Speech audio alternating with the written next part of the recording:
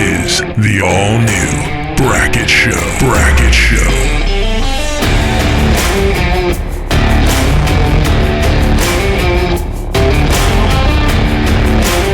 And now, here's Chris Brackett. These are my drawing skills right here. I found Big Molasses this weekend. Awesome. Big Molasses. That's hilarious. What did you say? We had a Big Molasses, and he'd be a big chocolate-horned, slow, brown deer. Yeah, yes, he's got to be slow. Slow as molasses. Oh, I don't know why I found that so funny, but when I was thinking about it this morning of this big giant deer that came in on Saturday, it was gun season. I was sitting all orange armied out in the blind turtle brushed in, and these bucks just started coming out of nowhere. It was like I got a south wind after boom, boom, boom, boom, boom, all these norths, and I went and I was like, I don't really have a shooter, but I better lay eyes on one. I got in there and it was like bang. 2 or 3 year old super mega giant to my left. He walks out in the field behind me, and all the deer are coming in front of me. And I look over to the right, and there's this little short tine deer that's like 8 years old that, a mile away ate in my beans all summer, and I know him immediately. He starts walking straight at me, stiff-legged and postured and snort-wheezing and licking his lips and he starts coming and gets in behind me, and then he disappears, and I'm like, he's right there behind me, and I'm trying to stay still because these other deer in front of me is kind of foxtaily, and it's got these beans, and I can't really see over the topography, and next thing I know, I look up, and here's a buck. He's got his ears laid back. He's walking in like slow motion. He's all puffed up, and he's walking in, and he walks within 15 yards, and I've got my Bobby Hart muzzleloader right there, and at the time, I'm like, This deer's Big Molasses. He's slow. He looks like, if people didn't know whitetails and that they posture and they do cool stuff, you would think that there was something wrong with this deer. But this is textbook of people are watching on YouTube, played the clip, and he's walking in slow-mo, and he's all puffed up, and his fur's puffed up, and his ears are pinned back, and he's licking his lips, and he's coming to whoop this other buck's butt, or at least try to, and this is a big 5-year-old deer, and I end up passing him. So Big Molasses is now dubbed the Big 10-pointer with a split 2 and a split 3, and he's got one brow tine bigger than the other, and he's a big 5.5-year-old, and I passed him, and he's just beautiful, and Big Molasses lives. Yeah, I think that's the first deer that I've named now. Yeah, that's a good name. I mean, that's a good name. Here we go. Actually, it's funny. I was at my in-laws over the weekend, and my father-in-law, he's like, hey, I got something for you. And he comes up, and he's got a coat that's camo with orange, with hunter orange, and a cap. And I was like, what? He's like, yeah, I'm not going to be using this. So now it's a little big for me, but I'm all ready next time we need to have orange. I have on my list of things to ask you. Did you buy some orange this weekend, or are you a part of the orange army? I didn't buy any, but I was given some. Yeah. You're part of the orange army. I have joined it. As much as I thought the Illinois first firearm season, where you can use, handguns, straight wall cartridges, slug guns, and I think I said muzzleloaders, but anyways, that's why they call it firearms, so it's not just shotgun season. I thought it would be a slaughter fest. That didn't happen. The weather was crappy. Saturday was probably Friday, Saturday, Sunday. We only have 3 days in the first gun season in Illinois, and the Saturday night was really good, but they started moving really early, and you could just kind of feel it, difference in the air, overcast. You didn't have the barometer, but you had the cold snap. I think a lot of deer died that Saturday night. Friday was a little rough. You had this north wind. I took Jody out, took my wife out, took her on a blind date to the blind. Oh, I see what you did there.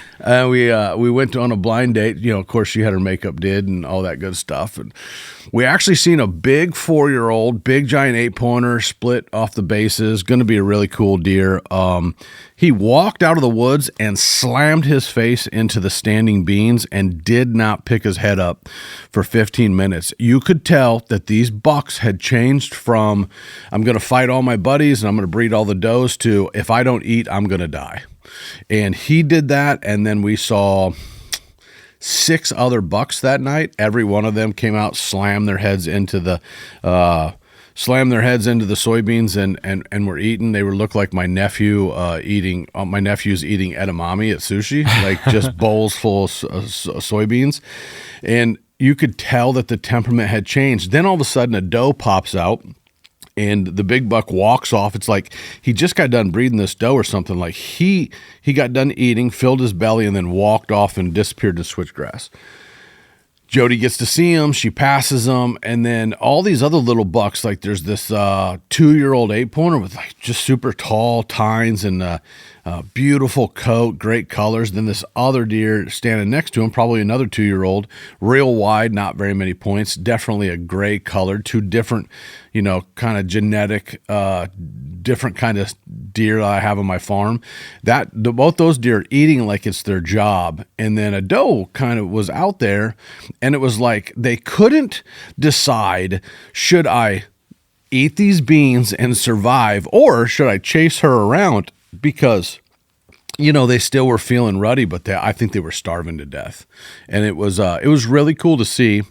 And then slowly a 1.5 years old, and then a spike, and then these other bucks were hanging around, and I got to, they would eat, and then they would chase after the doe, and like in the middle of chasing her, boop, boop, boop, boop, through the soybean field, all of a sudden they would slam their face down the soybeans and start shoving them in their mouth. And it was really incredible to see. That's the first sign, was Friday night, of watching animals switch from breeding, that ruddy behavior, obsessive zombiness, to I better eat something or I'm going to die, which as a food plotter is my favorite, my favorite light switch that goes off. Yeah, man, it's like your plan is working. My plan is ready to work. I mean, but everything I have written down right here on my page to talk about is like, I feel like I've passed up 100 and something bucks this year, and feel like I have seen every deer on both of my, pretty much all my farms in Tazewell County are in and around each other, and we kind of share deer. They live on different parts of the farm. It's a little bigger, and then my stuff in Elmwood, Williamsfield, Illinois, Knox County. I feel like I've seen every buck in both of those areas and passed them up except for the one I shot. And he was the only super mature that I had seen. I believe that these suckers have not traveled very far, and that passing all these deer up, I just feel like, why haven't I seen... saw whatever, that big mega giant Boone and Crockett whitetail? And the answer is they're not living on me. They're not doing deer stuff, eating the soybeans, eating the clover, eating the alfalfa.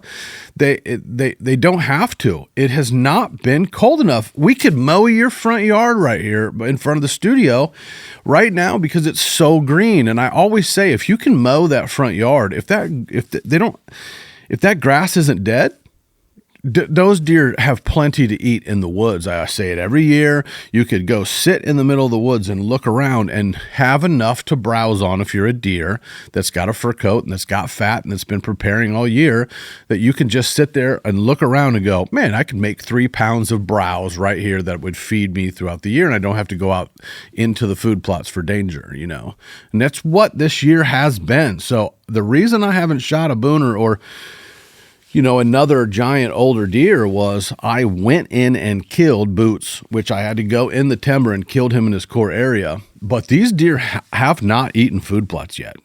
And I think a lot of people are on the edge of a nervous breakdown because of all this preparation, all this land they bought, and all this work they've done, and all these things they've prepared for. Boys and girls, that if you are the food plot guy and the food plot girl, life is about ready to get incredible. I just looked at the forecast, and we've got this cold front coming. And this cold front, I can talk a little bit more in depth later, but the cold front is coming.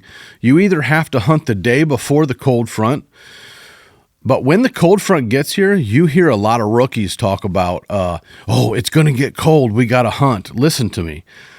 The old man in me knows that when the bitter cold gets here, when the wives freak out and they go looking for that extra coat to put on your kids and put on their bodies and stay warm, and they start preparing big blankets and firewood, and when that stuff happens, the deer do the same thing. They've prepared all year for this. They got their winter coats on. They got their fat on. They're going to be sitting down. They're going to withstand the first 2 or 3 days of this super cold, and then on the warm up, on the south wind, on the warm up, next Wednesday, which would fall right before the first gun season, what would that be? Let's see.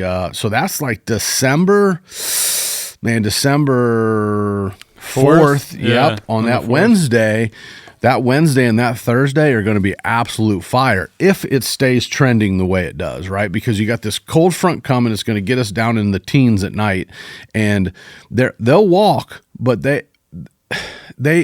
it's like, when everybody goes running for milk and bread at the store in the Midwest, all of a sudden get a shortage, right? You get that, the storm's coming, and everybody runs to the store and all that big movement. Hunt that, whatever that is. You boys on the East Coast, everybody in the Midwest, hunt that right before. But once they got their milk and the bread and the storm's not as bad, they hunker down for 2 or 3 days, make hot chocolate, and hang out with their family or whatever. Schools get canceled even though there's not a lot of snow, but everybody hangs out for 2 or 3 days. And then what happens on day 3? Day 3, it warms up a little bit. The sun comes out and the kids go play, they go outside, they get sick, and then they go back to school. Right. And the world goes, you get a little stir crazy after 2 days. That's exactly what happens with deer. Yeah. And I don't have like a fancy name, like a zombie walk for it, but it's before the storm gets here, they hunker down. And then when the storm kind of lifts a little bit and your kids get stir crazy, go to the woods. All right. Yeah, that makes sense. That's kind of the opener, man, for episode 18, right? I mean, like, that's a lot of information. I got a lot wrote down, and I still would like to go through some of this, but I definitely need a wake-up call. I'm on enough caffeine right here with the Hunting Day Coffee Company, bringing us the morning wake-up call. Yeah, and as a reminder, if you are interested in calling us, you can call what we call the landline, which is 309 761-5263, which is 309-761-LAND, LAND. All right, let's wake up.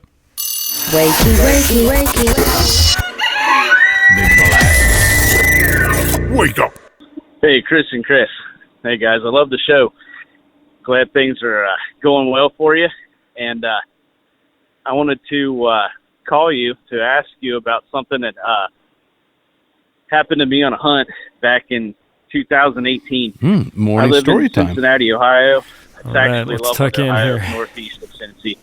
And I'm out on the edge of the suburbs. But I was hunting there 2018, had a buck that I really, really wanted to kill. Had been seeing him in a bachelor group of other deer on my trail cameras. And one night they came in, and ultimately the hunt in and of itself is a long story. Even the recovery was a long story in and of itself. But what happened is the younger deer came into the area I was hunting, and it took forever. But the buck I wanted did walk in and give me a shot. I shot him, and I was extremely disappointed in what I thought my shot was because it looked like I was high and back. I was upset, very distraught. I did eventually end up recovering the deer, but as I was sitting in the tree stand, upset and down and out, I heard something that I'd never heard before, and it was one of the loudest, gnarliest sounds I've ever experienced. So it sounded sort of like a grunt, sort of like a growl, a snarl, and it almost had a vibe to it, almost like the Jake brakes on a truck on the highway if you were in a convertible sitting next to a truck and all of a sudden at least there's Jake brakes right next to your head. I mean, it was loud. It filled It could have been whole like wood. a bulldog situation. There's a neighborhood up above where I hunt, and I thought to myself at the time, if anybody up there heard that, they're probably freaking out in their houses right now. The amount of noise and how it just filled the whole area, there are no words to express it. It was something else. It was intense. So I end up recovering my deer. Turns out I nicked the back of both lungs. He did make it about 100 yards, 150 yards from where I was at. I think it just took a long time for his lungs to fill up and for him to probably finally the diaphragm too. Succumb to the shot.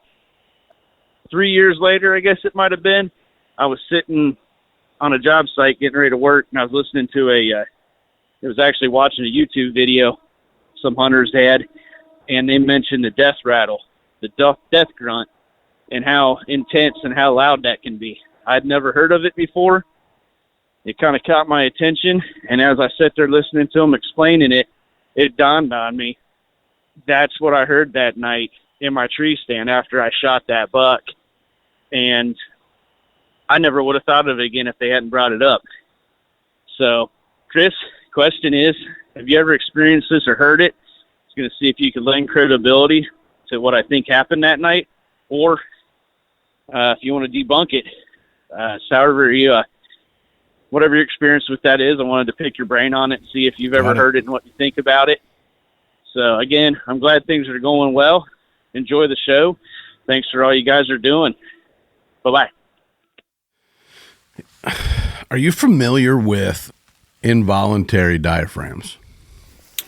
Involuntary diaphragms? Yep, voluntary and involuntary diaphragms. I'm not sure. I mean, I'm familiar with the diaphragm. Okay, let's start with that. So the diaphragm is the muscle or tissue connected underneath our lungs and liver, right? Yeah, like it expands down when you breathe and stuff. Yep. So isn't the liver up with the lungs? The liver's in the upper part, right? Yeah. Well, or is it just lungs? I think the liver is like I think the liver is a little bit lower. Look at us knowing our biology here. Okay, so, but I don't know on a deer, right? Like, I mean, that's a different story. I'm gonna look it up. So if you don't know what a diaphragm is, the diaphragm controls your breathing. Okay, do you know that bears have an involuntary diaphragm? The involuntary diaphragm is the part that if you poke a hole in the diaphragm, you're going to suffocate, right? So if you've watched, I forget what it's, there's a war movie with, where they're smuggling out gold in Iraq, and Marky Mark gets shot through the bulletproof vest and goes into his body. I can't remember what that's called. Yes, I know what you're talking about. They dive into it, and the guy takes a ballpoint pin, and he pokes it in there, and he what happens is you start when you pop a lung. We got to look that up too. Like, where's our Jamie? Like, it's something Kings. It's something Kings in Iraq. Yes. So, yes. I'm gonna look this up. I'm looking. It's great for all those who are listening to the show. It's us just searching our phones. Yep. But I'm looking right now on the deer anatomy. Okay, so the best way that I can explain this is, the liver is right behind the diaphragm. So you got the heart and the lungs and the pump station. Uncle Ted talks about the pump station disconnect, which is where the diaphragm lays, and then you've got the lungs in front of it, and then you got the heart in front of it. You were talking about Three Kings. Three Kings. Yeah, it's got George Clooney in it as well. George Clooney in it. And Marky Mark gets shot, and they dive into it 3D, like they dive into the camera angle. Like goes into the wound. And you look at it from inside. If somebody could ever take that clip, you would understand what happens when you get a single lung puncture from. Because it's really more like a puncture wound in that movie, and that puncture wound goes in, and then you realize like that diaphragm that you are breathing, but you can hold your breath, right, Chris? I mean, I can hold my breath for a while. Then you're human, and you have a voluntary diaphragm, which means you can voluntarily control it. You can hold your breath underwater. You can take a bear It has an involuntary diaphragm because why? He hibernates, right? So while he hibernates, it has to keep going. That muscle just boom, boom, boom, boom, boom, just like your heart, boom, boom, boom, boom. So that's why the heart will continue to beat sometimes, even if somebody is brain dead, right? And so with a bear, you can grab a bear and hold underwater. I'm not going to hold a bear underwater. Maybe in a bear suit. It sounds easy, but it sounds easy. But you would grab a bear, and if you put it underwater, it can't hold its breath. Okay? I did not know that. It has an involuntary diaphragm. So in the involuntary diaphragm part of the world where that is how they hibernate, it just breathes for them without consciously thinking. Voluntary means you're controlling it and you're volunteering. I can hold my breath. I can let it out. I can do all these things. Well, a deer does not hibernate. It does not have an involuntary diaphragm. It has more like a human diaphragm, which is they can hold their breath, they can blow it out, they can control it, that you could put them underwater. They could hold their breath and come out. So when you look at that, you have what's called the death moan when it comes down to a bear. And so a bear, you can shoot a bear, puncture both lungs. The bear can run 20 or 30 yards and fall over completely dead, blood not running to its brain any longer, okay? Completely shut off.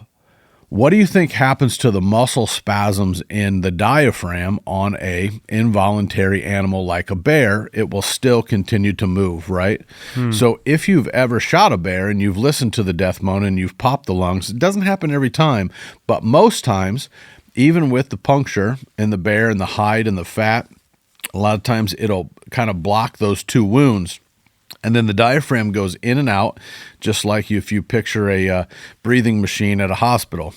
While that bear is already dead, its diaphragm's going in and out, up in its body and continue to contract because it's done it its whole life. And so you will hear the death moan, which sounds a lot like and it'll slowly, progressively get softer and softer and softer and softer. The bear is completely dead. You can actually grab the bear, stick your hand in its mouth. You can do whatever you want to. The bear heart has stopped. But the diaphragm's forcing air out. The diaphragm is forcing the air in and out, in and out, in and out. And so that's called the death moan. Some people are very sensitive to it. They don't understand the science behind it, and they freak out at it. So in this case, could that happen with a white-tailed deer and this, what somebody would call a death rattle or a whatever? It would get really graphic here if we went too deep. But if you had a case where you shot a deer and you nicked the top of that artery, because he said he was high and back a little bit and that artery runs there. If you were to somehow hit just right to where that animal was in the middle of expiring while trying to still breathe while its lungs are filling up, which you don't want to really think about, could 100% happen because could be still alive. But, our deal is just to take essentially a pulmonary situation of like where the lungs fill up with blood. And so what you could have heard was absolutely that. And that would just be a matter of an animal with an unbelievable will to live, contracting his diaphragm, still trying to breathe. And if he was put in the right position, it could be just like a snore. It's not that the bear, while dying, moving the diaphragm in and out, had his mouth in a certain way to where it was snoring, but every deer is different. You have little larvae that live in their sinuses of some of these deer, some bot flies and things. There's a lot of scenarios that could have had the bulldog buck from earlier in the season. When we were talking about him, he has essentially a deviated septum and a crushed face, which would just prevent him from being able to breathe correctly. Probably no different than the deer expiring. You just know that you didn't double center punch both of the lungs. And when you don't double center punch both of the lungs, you do have a chance of a one lung or a one and a half lung, like just a sliver in the lung and a little bit of diaphragm. you do have a situation to where the lungs could be contracting and trying to grab those last breaths and it could be disturbing. So we do play a blood sport. We are after the animal, and I'm sure he expired pretty fast, but those seconds or those things could absolutely be what's comparable to the bear death moan, but it's completely based on a different science that he was still just taking his last breaths doing it, But that's a little bit of science class for you. That's a little bit to show you How about that? the woodsman brain. I try not to forget things that I learn. I try to respect the animal. I've killed lots and lots of bears, been in bear camps, helped guide, listened to a lot. Death moans happen a lot, and really got into the science of it. Speaking of that, we had thanks for the question. That's a pretty cool story. I'm glad you got your buck, and I think people could name that whatever they wanted, but I would just bet that it was just a combination of just that diaphragm still working. You killed a big buck. You killed the most mature. They're just a different creature, man. It's like an elk. They just have a different will to live. So I'm sure he was just taking his last breaths, and you were hearing something that on a still night would be eerie, And I've had it happen, like where I've had to get down and dirty with a big buck that's on his last leg, and I've had to jump on him and hold them and compress their chest to get the air out of them, and they die right there in my hands and stuff. And those are a lot of things I don't talk about except for my friends, but I've had to do that, and I've had to experience that. I'm built a little different. I'm a little off. That doesn't bother me. I think about it and go, well, I'm trying to eat the thing, right? So I have to decompartmentalize and go, I'm trying to kill it to eat it. So I got to get it dead. Yeah. I've already shot it. I got to get it dead. The thing that happens after that, that's the dirty work. That's what you signed up for at the end of the day. It's, Peter on the mountain, arise, kill, and eat, type thing. So you got to kind of go after that. But I had a lot of people this week say, I didn't shoot deer, man.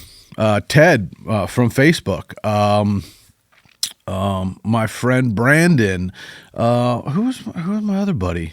That I was just talking to. He was watching a deer, and he just watched it all night. And Clay's brother, Logan's brother. They were all over the house the other day. We were talking, and he was like, "I just took time, man, from what you said this last week in the Orange Army podcast and the one before that." Was like, I do desire to be a better steward and hunter and woodsman of the woods of whitetails. I want to be a whitetail, bad to the bone, big time, big buck killer. And they really listened to last week's pods and shows where I talked about, if you want to be that guy, you're going to have to study whitetails instead of shoot them. Yeah. Because shooting them is the easy part. You just saw Big Molasses walk by at 15 yards. Like, killing them's the easy part. Studying them and learning them and how they move and how they breathe and little things like that is what takes somebody to the next level and turns them a woodsman. So I really think we were doing good for slowing people's game down this past weekend and letting them soak in that woodsmanship of being a whitetail man, like a whitetail girl, guy, whatever person that was in it with them and being more of a woodsman. And we got that button. Do you ever got that button? You know that I've always got. Well, here, give me a second. you gotta. This is for everyone out there that let deer walk and studied them and just slowed their game down. We are proud of you, and everyone is proud of you. I can't tell you how proud we are. All right, here we go. Yes. Nice job. It's a big deal, man. I feel like a lot of people, a way more amount of people than I ever imagined listened to me. I was surprised. Yeah, not even mad. And we've been seeing that, which is awesome. Like, thank you. I mean, because we get all these calls, so that's the first thing. We have other people sending us messages, people talking about setting up consultations. But besides that, we're also seeing numbers going up. A lot of people in Canada apparently have been listening to. So shout out to those Canadians. Canada, our home and native land, true patriots love when all our sons command. With glowing hearts, we see the I don't know. Oh man, I didn't know if you were going to make it all the way true through. north, strong and free. Oh yeah, I love me some Canada, man. My Alberta guys, my Saskatchewan guys. I haven't been to Vancouver. I don't know if there's a lot of fans of Vancouver, but definitely there could be. Definitely Ontario, Saskatchewan, and Alberta. Those are my peeps. So thank you. The numbers show it that we're getting a lot of people that are listening to the show. I wanted to do something fun real quick. Before I do that, a reminder once again, if you want to call, whether to be part of the wake up call or something else, you can go to you can call 309-761-LAND 309-761-5263. And I was going to say mainly go to brackettshow.com. Go to brackettshow.com with two If you go to T's. brackettshow.com, BRACKETT show.com, you can reach out. It's got the number on there, so if you lose the number, you can write in to ask another question. You can ask about consults and see all of our partners, and you can become a partner if you want to, do something small and you just say, hey, put it on your shelf back there. Here's a check. Hey, we just want to support what you're doing. If you want to go something bigger and say, hey, I want to title the whole show, and here's funding. Make sure everybody in the world knows about us, and we're about it. Yeah. Okay. Well, here's something fun I thought we'd do. Just a quick little trivia time. We'll do this Chris against the clock. So, we're fairly far through the hunting season, but I've calculated it. We're almost exactly halfway through Illinois season. Okay. It runs till January 16th. We've got 2 more firearm seasons and the rest bow, and food plot, cold, sitting, grinding it out season is upon us. Okay. So I have 2 questions. Well, I have 3 questions, but I have a 2-part question, which I will put a timer on. So, there are a lot of different states that have white-tailed deer in them, but my question for you is, which state has the largest population of white-tailed deer, and which state has the lowest? So I'm going to give you 30 seconds here. So the largest has to be Texas because it's the largest land mass. Yeah, okay. And what do you think is the lowest then? And the lowest would be Alaska. Doesn't have any. But I'll be fair. I'll give you a hint. Well, I don't know if it's a hint. They have 1,000. They only have 1,000. Hawaii? Ooh, no. Vermont? Nope. Golly. I only have 1,000. So the west coast. Oh. Well, not quite the coast. Nevada? Arizona? Ooh, it's in Utah. Oh, yeah. Utah has 1,000. That's the lowest. So what do you think Illinois has? Oh, so Texas has 5.3 million, which is by far the most. Because it's a huge land mass. Yeah. And then Illinois, where do you think Illinois falls? I can't remember what number. Population, we are middle of the road. Yeah. But we hold 2 of the world records, at least 2. We've got we did have Jerry's buck, the Bryant Giant that I dubbed that, and then we have Mel Johnson's record book. But we have so many really big deer, but that's just not the way it is anymore. It's not the 80s. Yeah. If you got a picture of that deer's dead. Somebody's killing it. For sure. Well, with the trail cameras. As an FYI, Illinois right now has approximately 640,000. So significantly less than the 5.3 in Texas. A decent amount, but I know that we're down than we were a few years ago. So the state of Illinois continues to keep putting out so many doe tags. And I don't know. We've also had a lot of conversations this week. Jared from Hunter Podcast was staying at the house, kind of doing a deer camp, and we were talking about what is probably the greatest determinant of the population decline.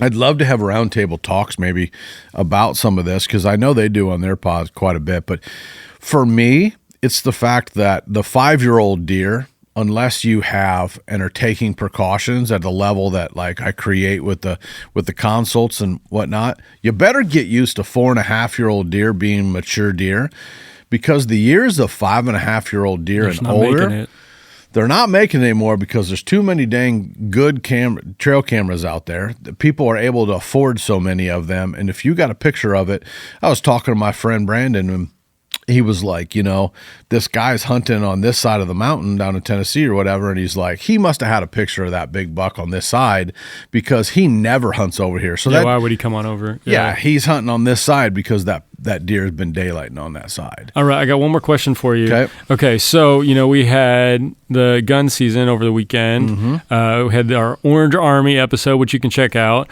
episode 17.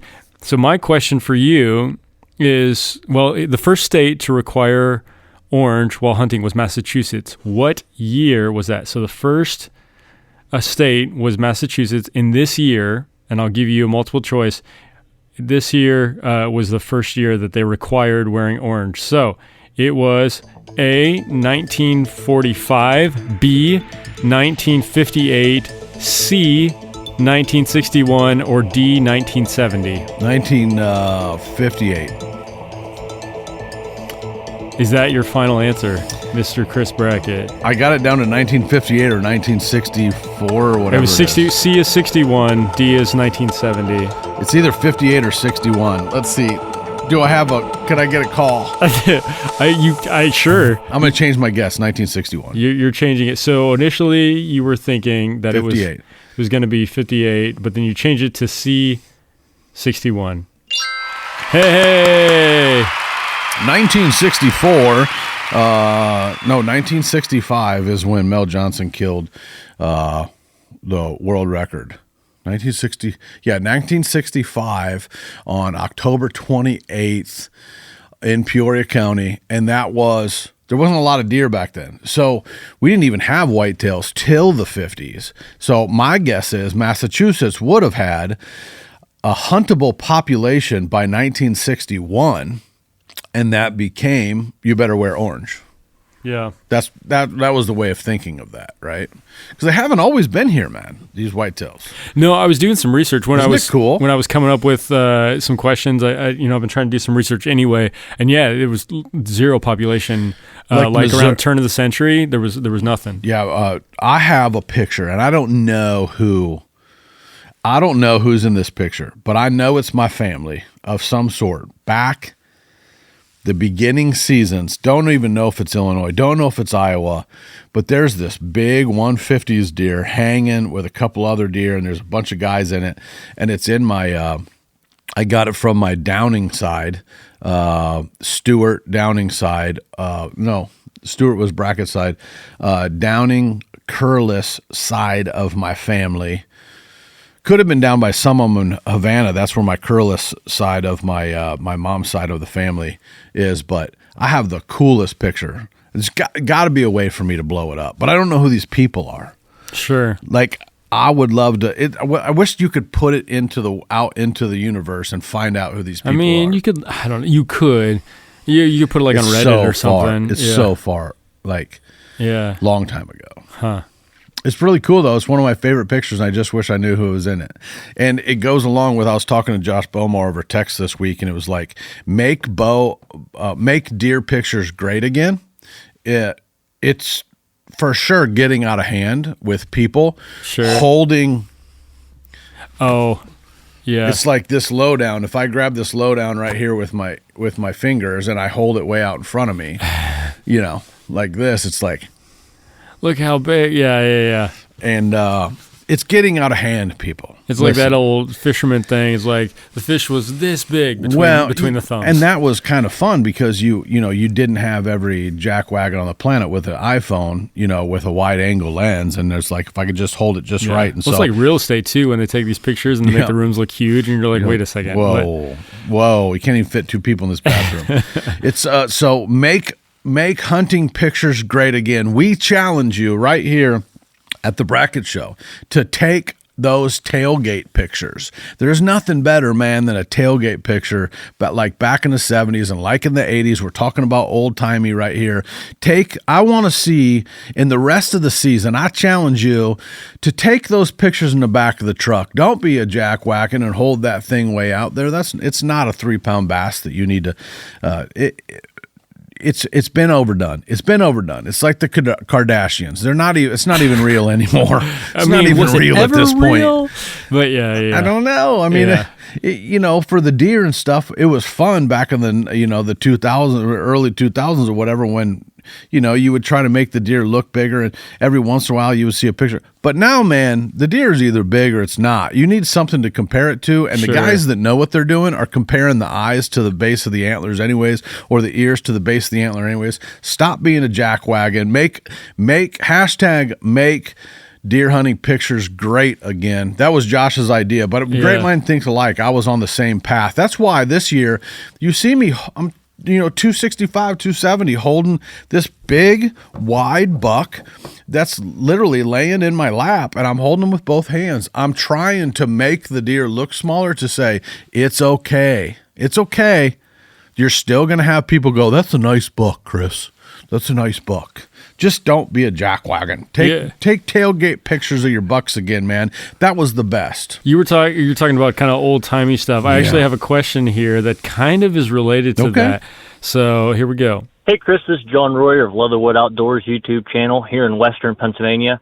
Our opening day rifle season is the day after Thanksgiving, and I've really gotten into the past 10 years or so really taking old and unique rifles out during the rifle season and trying to shoot deer with them.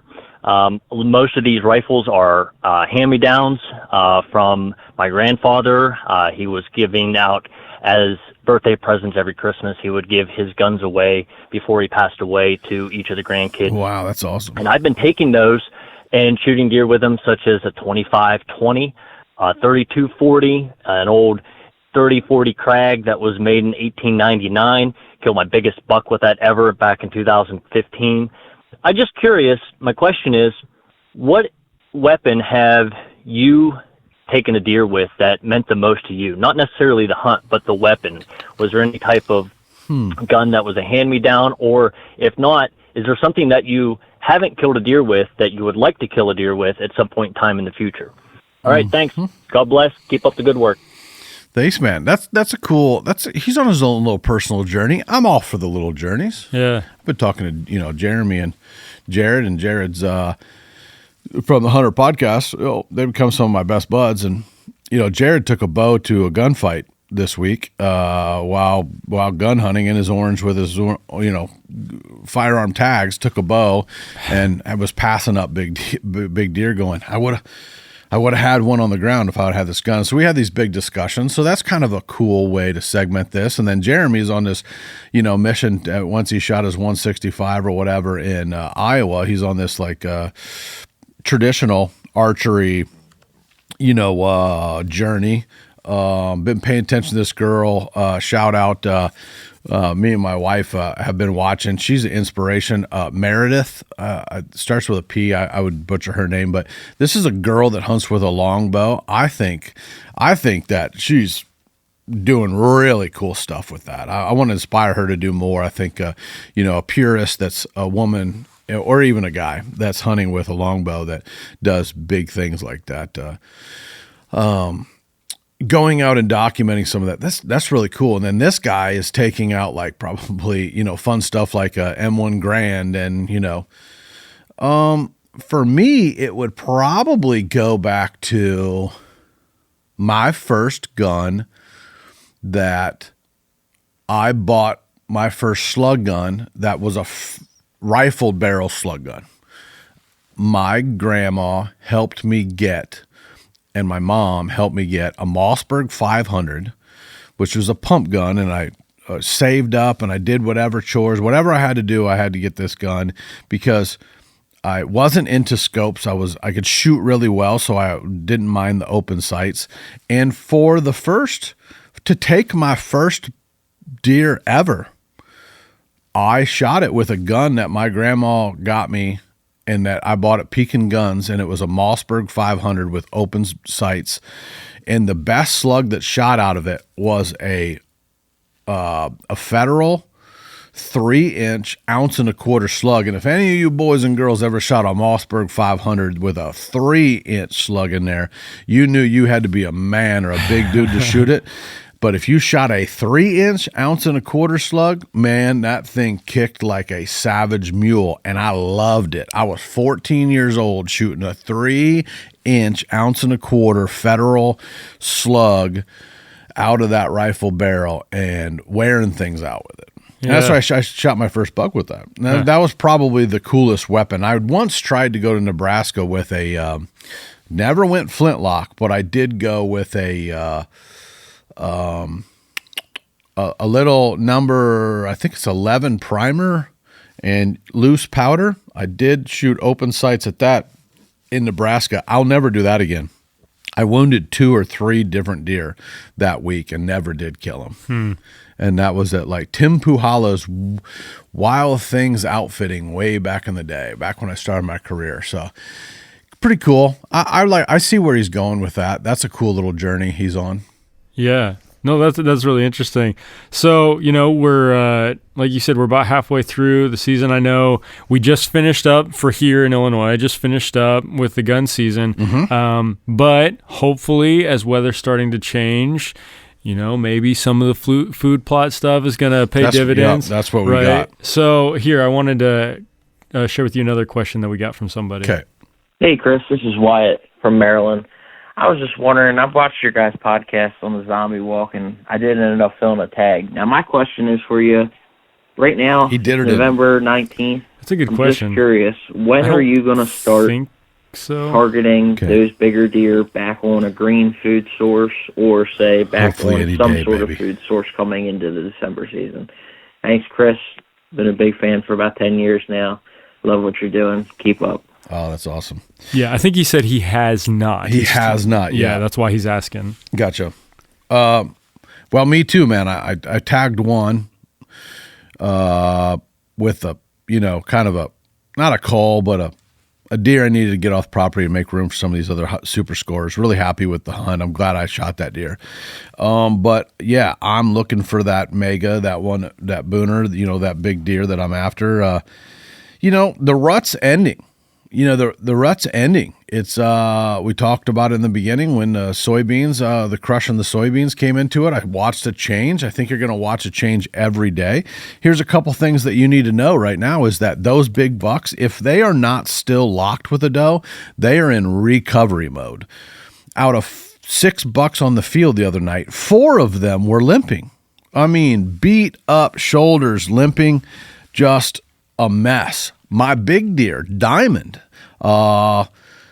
he's now on the kill list for me. Why? He's 5 years old. He has a giant mass on the bottom of his chest, of his neck, that is either a puncture wound that's infected or something's happening. But with that happening, unless that goes away, I'm scared to death he's going to die. So we need to. I'm actively after him and will be actively after him this week, trying to catch him eating soybeans or trying to catch him eating clover, white gold clover rush. That I'll tell you about in a second. I'm watching these deer go back to scrapes. Okay. They're going back to their home little areas where the does are starting to congregate. Because listen, they're trying to find that 1 or 2 last hot dates, these younger does that haven't been bred yet. That's where all the aggressive fighting comes from. I don't know if there's a better time than right now, as you're listening to this week, to rattle in, snort wheeze, or get aggressive with a buck decoy than right now. And people will be like, whoa, I've never heard that before. Listen, we're a week and a half later in correlation with what normally happens in the woods. I would say right now in the 20s, what date we got? We got the 26th. You're listening to this on the 27th-ish. I want you to think about this as like the 16th or the 18th of November. Normally, we are later in the year than what our playbook, our deer playbook is playing. We're playing right now at about the 16th to the 18th of normal deer movement, which is aggressive, coming at each other, fighting over the last chicks at the dance. Realize when I say chicks, I mean it funny. I am not being what do they call it? A womanizer or whatever. I mean it funny. These are deer. These are does. They're like the single chicks at the party. Realize I have that in all fun. But really that's what's happening. They're trying to take the last girl at the dance to the dance and do freaky, baby making stuff with them. And at the end of the day, man, they're all congregating where these does are. You're seeing the big group of does start to go eat. you'll see these single does that are normally the little spazzy young 1.5-year-old does. They've never been through the breeding cycle before. So when this big buck that's all postured up and stinks and whatever is chasing down these they're running for their lives. And so many times, Mark Pierce's page the other day from Missouri, he filmed a doe where the buck was chasing her so hard that she gave up and collapsed. And they literally kill these does at this time. The older animals, the older does that have had fawns and twins and whatever, they're the ones that are really chill, and they go, hey, we got an agreement. I'll let you breed. We're going to make babies, but we're going to be real chill about this. And they don't run them as hard because they don't run. They just go, if I just stay here, I'll let them breed. We'll have an understanding.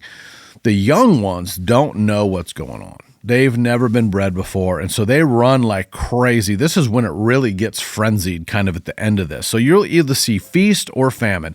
They will either be healthy enough and they've recovered for 2 or 3 days. When you go on let's say you and your band were to go play a gig and you went and hit it for 3 or 4 days or 5 days hard or whatever, and you guys did a little Christmas tour, right? Okay. And you came back. There is no sleep like the sleep after coming off the road and coming back home, right? Oh, that's what these bucks are doing.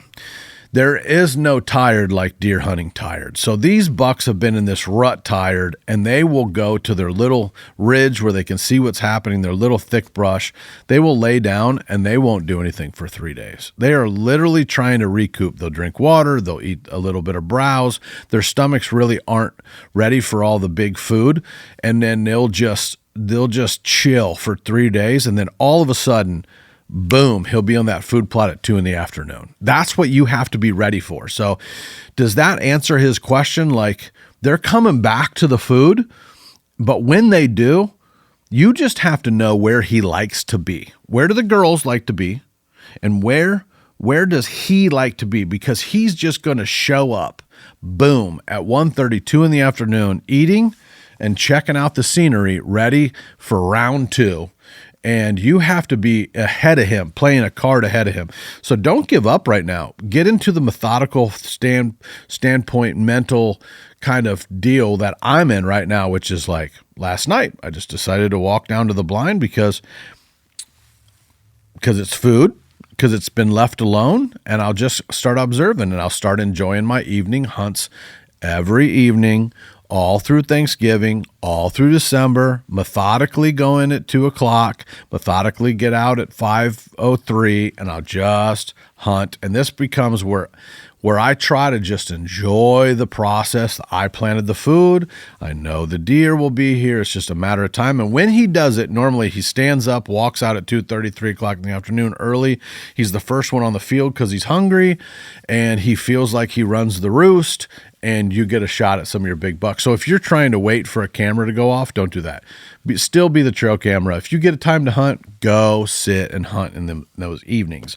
They're going back to scrapes. The mature bucks look like me after a night out with my wife, and she wants to go dancing. Picture this: if my wife wanted to go dancing, and she was like, "Hey, Chris, there's some Moscow mules. A couple of your friends are there. You go dancing. We'll get a car home." Like, if I'm gonna take my wife out for big city Peoria, go out. The fact that I want to be in bed or chilling on my couch at 9:30 does not come into the factor of, let's say my wife keeps me out till 1 or 2 in the morning or whatever, and her friend Mel's there and we all go out as couples or whatnot. I'm hurting for like 2 or 3 days, not because I'm just completely wasted, but because I'm not used to that. That's what these bucks really feel like right now, is that they're like, I'm just too old for this stuff. I've been battling these yahoos all week.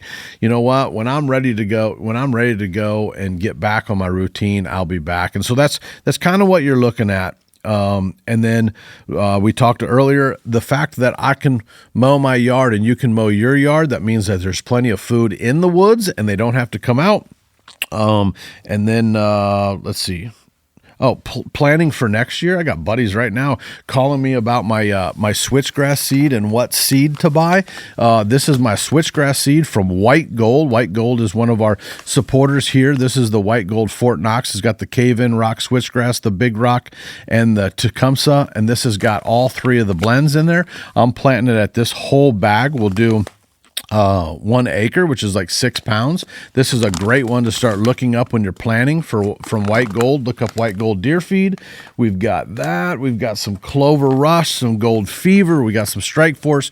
This is the White Gold Clover Rush. You guys can find them if you go to BrackettShow.com. Big shout out to White Gold. You know, that's what a lot of my guys like Ryan Dallas, some of these other guys, they're already planning for next year. They want their stuff to look pretty, and I had calls for consults this week, and I got to send some contracts out, like, you know, $5,500 to normally $7,500 are the prices, and I come there and I help you get through it.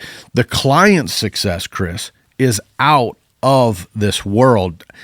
We've had this discussion where I don't want to brag, but where is the line with saying, like, I had clients call all week that just said, like, why did we not hire you 10 years? Well, one reason they didn't hire me 10 years ago, I wasn't doing it, but why did we wait so long to put in these soft edges? Why did we wait so long to pull off the X's? Why did we wait so long to get a new aspect and a new look at how we hunt?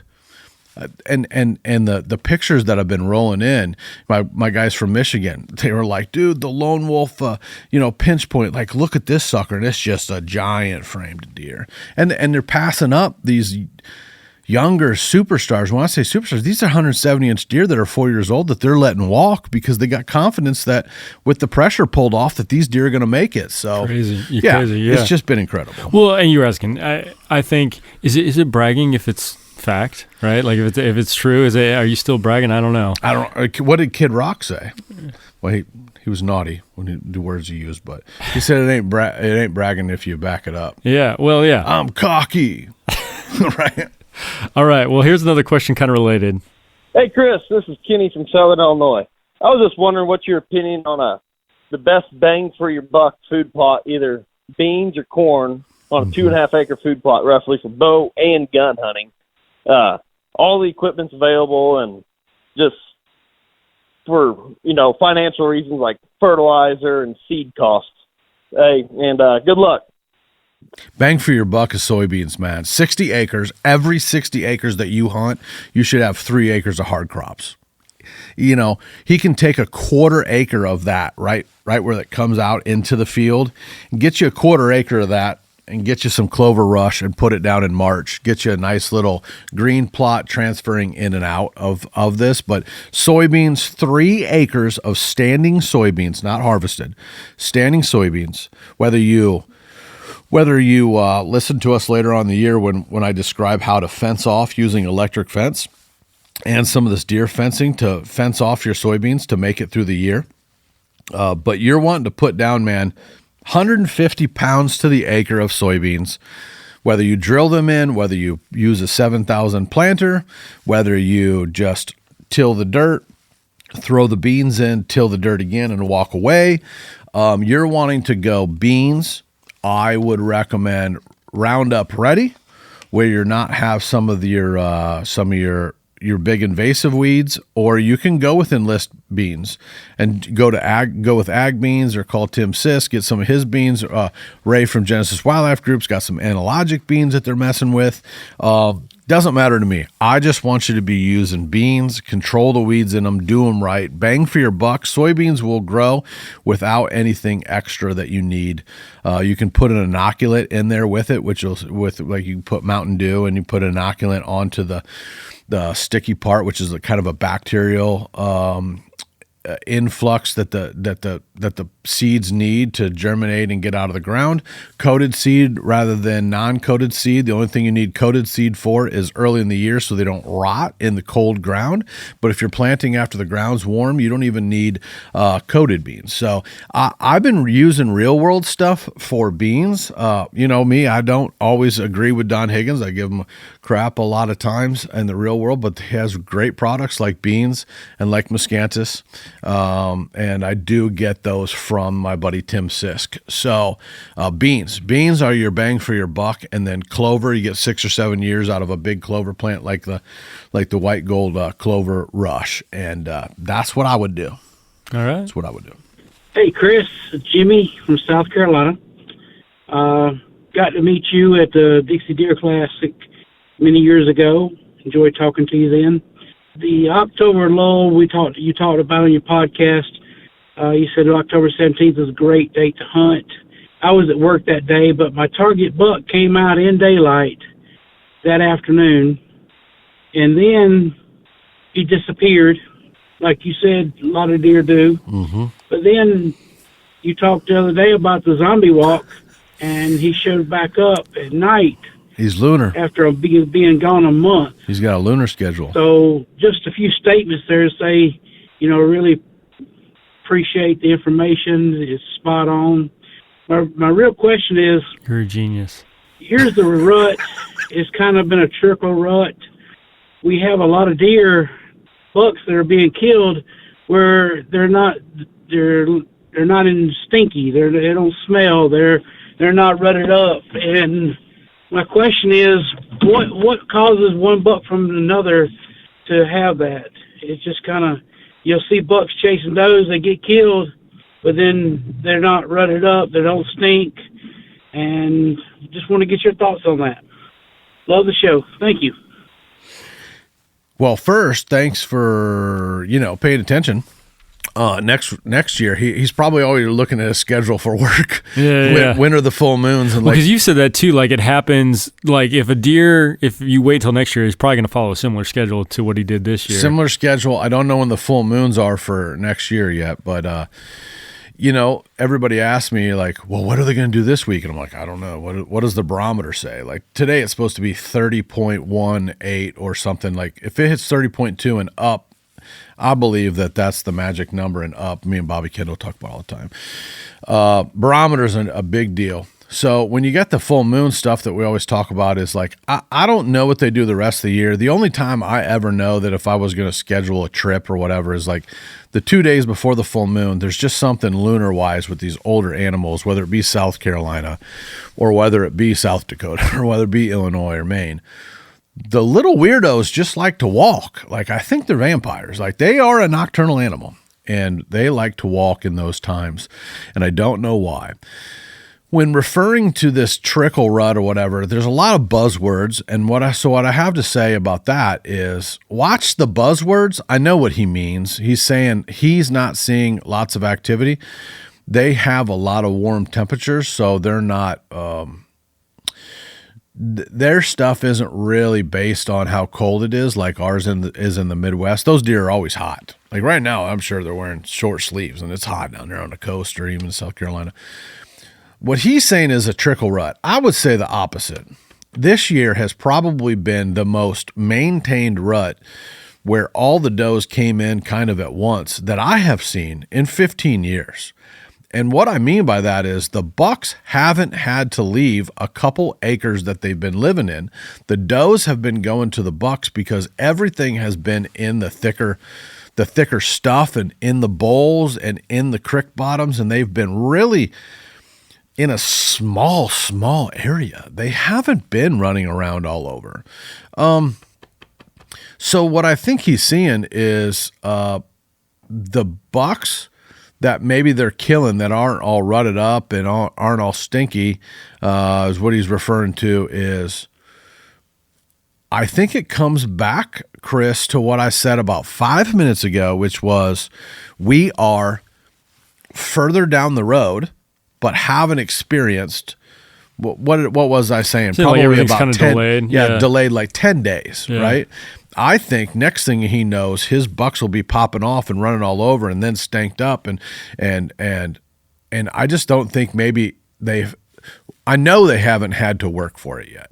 I've never seen a bunch of animals not have to work for food and not have to work for the does and not have to work for it. Like, it's all been this perfect storm of like, it's warm, it's hot, they haven't hit I went into places on my farm this weekend, making sure the neighbors kept honest, that I went into and went, where are all the rubs? And the reason I haven't killed my big bucks we were talking about, these guys they're not living on me. So I have very small period to kill them. If they're only on me like 8% of the time, that's a lot of things that have to line up for me to get a shot at some of these bigger deer. They're not living on me. They will be, because I got the food and I will win. They don't ever beat me. And I mean that by like, that's what I tell my clients and my best friends that I'm helping with their properties. Like, I tell Kirk, they don't win. So the other day when he's texting me, he's like, oh man, I really wish you'd kill your other buck. I feel bad that I'm tagged out. And you can kind of feel it in his voice. And I'm like, dude, I got plenty of time. I just need to make sure that I'm seeing big bucks. So when I saw Big Molasses and I saw the other dude coming, and that fulfilled me to where I beat those deer. But I didn't need to pull the trigger to win. And I've kind of set out on this long term. I'll get the deer that I'll get one of the deer that I want. It'll just take me a little bit of time, and I'm kind of enjoying it at this point. But these deer have just not done deer stuff. And I really believe that the guys that have put the hard work into the food plots and stuff, and they've stayed out of their property, you start hunting afternoons only, and you are going to win the game. You can't go deep in the timber on afternoons. You're going to go deep in the timber, you better get there early in the morning, try to beat these deer back. But I just think the deer haven't done deer stuff yet.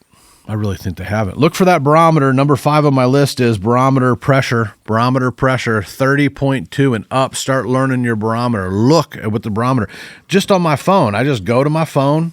I go to my weather app that's on my iPhone, if you got an iPhone, and then just swipe down. You'll see a barometric pressure, and it'll have a little notch on it. And look at it. It'll give you what the barometer is going to be in the next couple of days, and you can flip forward. You don't need a crazy app for it. Just look for 30.2, and if it says it's going to be 30.2 or above that, go hunting. You don't need an app for that. Yeah. Bucks all the bucks are starting to return. They're all starting to return where they were doing their thing in the beginning of November, if they're still alive. And some of them are hurt. Some of them are limping. Some of them are hurt. And those deer are going to go, I'm done fighting. I'm done breeding. I'm going to start eating food. And then I was telling you about the wound on Diamond earlier.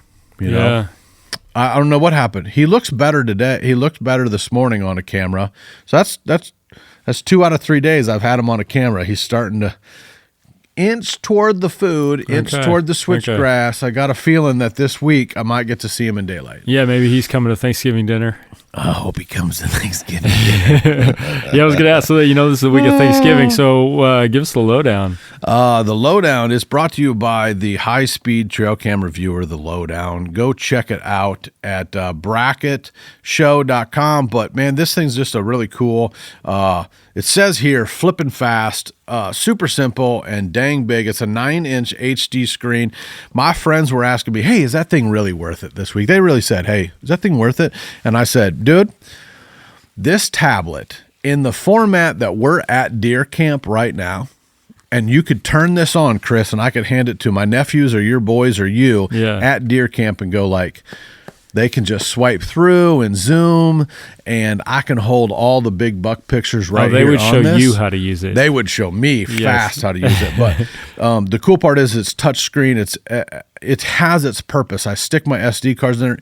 Even if I have all the pictures on my computer from years past, I can put them on an SD card, stick them in here, house them on this big SD card, and I can zoom through every buck, and I can put them in places, and I can attach my HDMI to the big screen and play them. That's the cool part. When everybody gets to camp, I can just play them, and go through, and it has its purpose, and it's really kind of cool to have. You don't have to.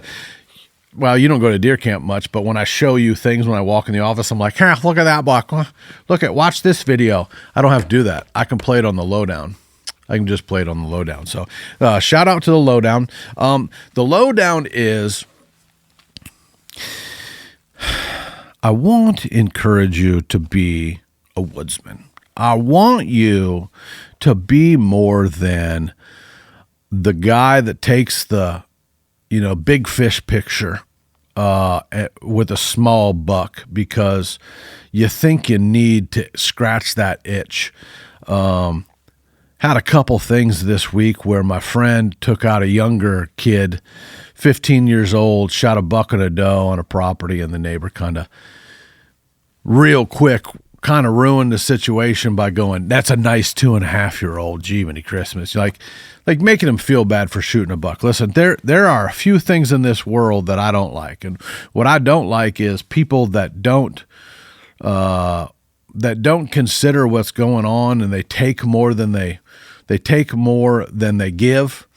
I don't like that. I don't like that in anything, let alone taking a non-renewable resource, which big bucks are non-renewable resources. But if it's your first animal, or if you just haven't, scratched that itch, or if you're trying to experience it all, like a young person, like a new hunter or whatever, you got to kind of set precedents that says, hey, if you're going to shoot just a nice deer, you got to start somewhere, man. You can't start with these big deer.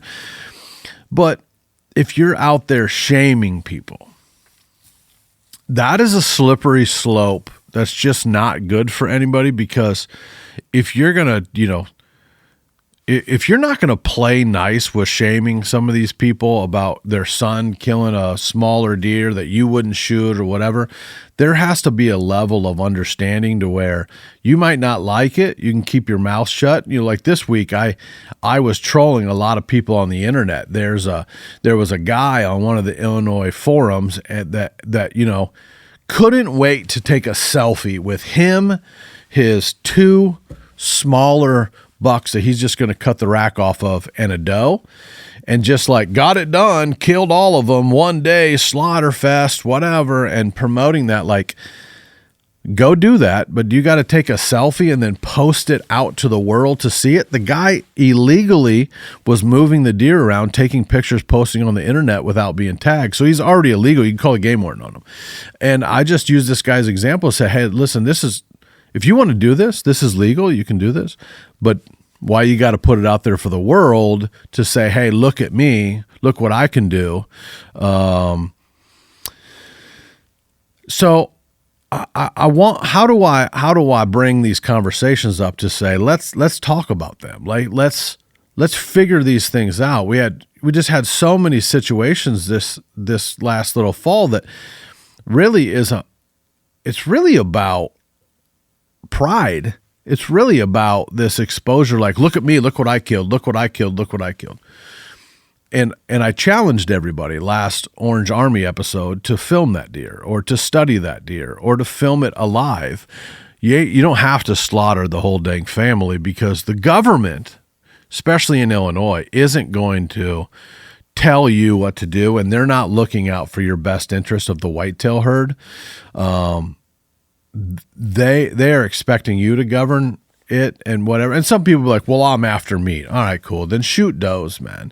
But there's just a lot that goes with what I'm trying to say, Chris. And that's kind of the lowdown, is how do you navigate through how do you navigate through this as the future? Because we are a community, and we are a iron sharpens iron, and we are an educating society. Some of us want to educate. Some of us want to say, hey, listen, you're the one that put it on the internet. This is a public picture right now. How does everybody feel about this? Because this right here, if y'all love it and you're all excited about it, this is the downfall of what is going to become the state of Illinois and the whitetail herd. Not that there's anything wrong with that, but if this is what you're okay with, then you better be okay with basket racks everywhere, because the government isn't going to tell you, hey, you able to kill one buck or this or that. They're not going to govern you. So if this is selfies with a pile of deer and 2 bucks, got them all in one day, if you're okay with that, and that's okay for you and your grandkids and your great grandkids, the herd isn't going to survive. The Illinois herd and the Midwest herd of whitetails is not going to survive. And there are going to be places like Iowa that's going to take 8 years to draw for one hunt, because the government isn't going to help. They're leaving it up to us to say, is this selfie mentality of killing all these deer good for what is going on? And it's a macro look at each different property and each different age class of bucks and animals and does and whatever. And that's where the discussions come up with, Bobby Kendall's trying this Discord for Whitetail Group. There's all these other people that are talking. You got me out here, pounding the pavement, talking to people, trying to educate and trying to say, hey, slow it down. Look at what your property's holding. Look at these deer not even eating the food plots. We don't even know what died from EHD. We don't even know what the state's going to do, bringing their new numbers for snipers killing hundreds of animals. What they want to do with the population control with the CWD, their solution is to kill every single deer on the property and then leave a 10% or a small portion of the property to then propagate. If they can keep the deer, Chris, under 3.5 years old, then CWD is manageable, they say. So they're not letting the older deer. The longer I've been, it's like calling me because I could have contracted polio because I was born in the 70s. Like, that's what they're doing. They're saying, well, if we get rid of him, then he can't contract polio to these younger, kids. And it's like, that doesn't make any sense. And they're like, well, but the longer he's alive, the more chance he has of CWD. They know how, they transmit CWD? Well, CWD is from prions in the brain. So prions are proteins in the brain. And so they're saying that fecal matter and defecation and saliva and things that have proteins in them, that is how that these animals are passing from one another. But as you see on scrapes, what do? They're all licking and putting that's their what I was face. going to ask. Yeah, it's happening no matter what. We don't have the education to look at this. But what you do need to know is that CWD doesn't actually kill the animal in most cases. Okay, it weakens the animal like HIV. Okay, like HIV, but are you HIV positive? I am. If people get, I'm not, but if somebody said, my uncle died of it, right? Okay. So I'm pretty clear, even back in that early 90s, when I understood it. So if you said, hey, I'm HIV positive, and somebody said, Magic Johnson has had it for 25 years, right? Yeah. And he has the money and he has the time to right? They do all these new things and they found essentially a cure. Somebody can be HIV positive and not marker for it, and then technically they don't have it, right? And that would have saved my uncle back in the 90s. And then, but my uncle didn't die from AIDS, or he didn't die from HIV positive. He died from pneumonia. He died from body failure of certain things. Your body gets weaker, and that's so what you can't fight off disease. Yeah. That's what CWD does. So the prions in the brain, these proteins, and it's a big deal, but and there are researchers out doing it. There's analogic, putting minerals, stuff in the minerals that's feeding the deer, that's, helping the deer, but we're not allowed to feed those minerals in this state to help our wildlife herd. So if you're just going to be a taker and kill all these deer, and you don't understand the other side, that they are wanting you to kill all the deer, because there will always be deer, but there won't be any mature animals, and mature will now be 3.5-year-olds and up. The big deer that you want to kill in your dream to have your kids kill these big deer, it's not going to happen.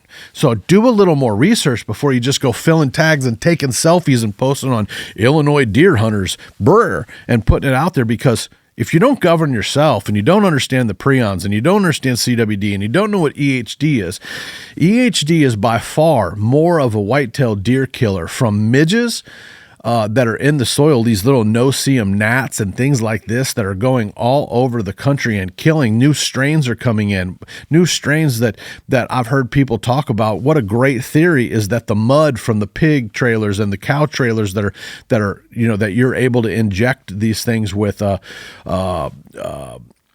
what they call antibodies and vaccines and things like that. White-tailed deer, we're not able to give them any supplements or whatever to help their body and help their immune systems fight off the EHD. If they get bit by a midge on their nose or in their ears or by their eyes, these deer are dead within 24 hours and killing huge amounts of the population. So you said 600,000 deer in Illinois. They're killing 100,000 of those animals just from a bug biting them, and the state isn't doing anything and the biologists aren't doing anything, because you know what?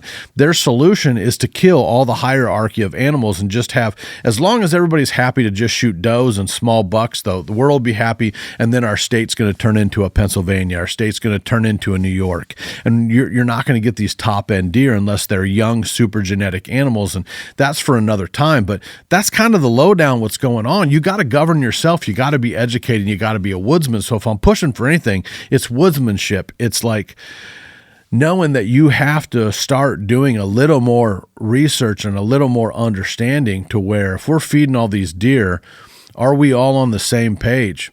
That comes down to the neighbor. I had to blow up with everybody on the internet. I banned thousands of people because I talked about how one neighbor that continually sits on the edge, shoots the deer, runs on us, and then we find them dead, and they call, can I go over and get it? No. And then the other neighbor calls, and can he go get it? They're all happening the same day. That's happened dozens of times this year. What do you do? Each individual thing is just to calm the situation down, look at what it is, and go, are you going to shoot another one? If I let you get this one, are you going to just shoot another one? Are you going to keep doing this every year? This can't work. I have, by the way, already researched and found the fence. I'm going with 450 yards of 8-foot deer fence on one side of my property. That's going to be one of the discussions on one of the shows. We're just going to make it real clear. Chris, that's your room, and Chris, this is my room, right? 2 different rooms, what deer on this side or my deer, whatever deer on that side or your deer. If they want to go out and around, they can go out and around. But we're going to make it really hard for those deer to run on us anymore. And vice versa. Mine not go there. I'm just setting up a thing. I might shoot one and run over there, and I don't want to take that situation. So the good old days for the boys up north are going to be gone, because I'm dropping a fence in there this winter or come spring. Okay. Wow. Yeah. All right. So that's the lowdown. Yeah. Yeah. Well, like I mentioned earlier, this is the week of Thanksgiving. So for all of you who are listening and watching, I want to wish you a happy Thanksgiving, and want to make sure you don't take for granted. Like, for some, this can be a hard time of year. They might be missing family. My first year without my mom. Yeah. So, I mean, my prayers are for you and anybody out there. Yeah, absolutely. Well, there's a guy that wrote me, and me and Jody listened to it last night. Gentleman lost his dad, been chasing my coattails, Aerofliction and guiding, and wanted to be a TV outdoor superstar. And just the times have changed. Like that's a really hard living or hard thing to do right now. And it's not necessarily, he felt bad for being away from his father for the last 7 years or 5 years chasing his dream, and his dad was proud of him, but his dad just passed and he doesn't really know how to deal with it. Chasing his dreams, like you being a musician and me, doing outdoor TV, he's trying to deal with that now. He just wrote me, he's like, I just don't even know where I stand with Christ and just kind of how to process this and the loss of my, I don't have the right answer for him except for what it says in the good book, So if you're hurting this Thanksgiving and you're really processing this really hard, it's going to be hard for me. It's going to be hard for my sister and my wife and everybody that's going to miss my mom. But I'm going to really have to rely on friends, and I'm going to have to rely on what really think about my purpose in the year to come and the days to come, and how fortunate and blessed I was to have a mom that loved me so much. And so I'm going to go back to the word. Do you have something to leave us with? I do. Some scripture for Thanksgiving? Yeah, we can kind of end with this, I guess. So Matthew, this is probably familiar to some, but maybe new to others. Matthew 11, verses 28 through 30. Come to me, all you who are weary and burdened, and I will give you rest. Take my yoke upon you and learn from me, for I am gentle and humble in heart, and you will find rest for your souls. For my yoke is easy and my burden is light. Isn't that awesome? I was praying just last night, holding my wife's hand when we were going to bed, and just praying for tenderness. you get so aggressive being an aggressive aggro male trying to throw arrows through animals, right? And like my life, that's just who I am. Big dude doing that. And I just prayed for tenderness in this next season of my life to just be tender with her, tender with my sister, tender with my nephews.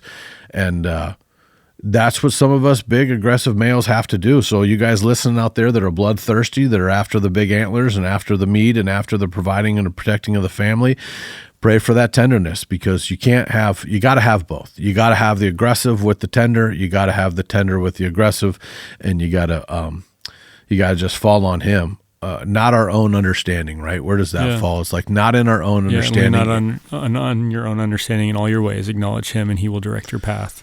Isn't that awesome? Well, happy Thanksgiving. Happy Thanksgiving. Big bucks are going to hit the dirt. We're going.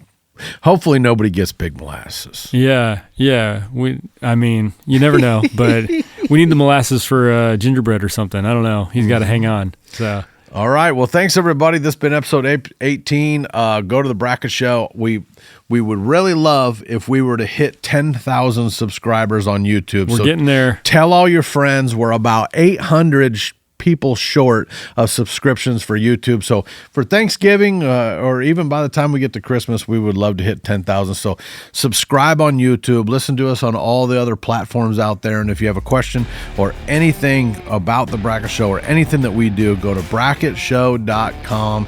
And till next week, booyah.